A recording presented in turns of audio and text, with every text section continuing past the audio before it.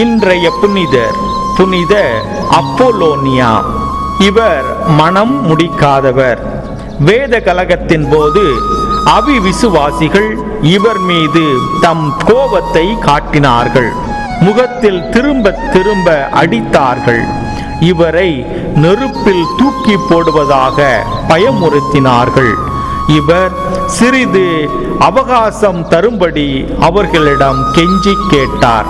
இவரை தனியே விட்டுவிட்டார்கள். இவர் உடனே நெருப்பில் குதித்தார். இது தூய ஆவியே இவரை தூண்டியிருக்க வேண்டும். அந்த அளவிற்கு சிங்கத்தின் கோர பற்களுக்கு இடையே இரையாக சென்றாலும் இறைவனுக்கு உகந்த உணவாக மாறுவேன் என்று பல புனிதர்கள் வாழ்ந்திருக்கின்றார்கள்.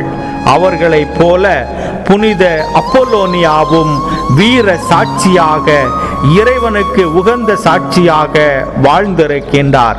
நாமும் இறைவனுக்காக, இறை கோட்பாடுகளுக்காக, இறை தன்மையில் வாழ இந்த புனிதர் வழியாக வரம் வேண்டுவோம். இறை ஆசீர் உங்கள் உள்ளத்தையும் இல்லத்தையும் நிரப்புவதாக. ஆமென்.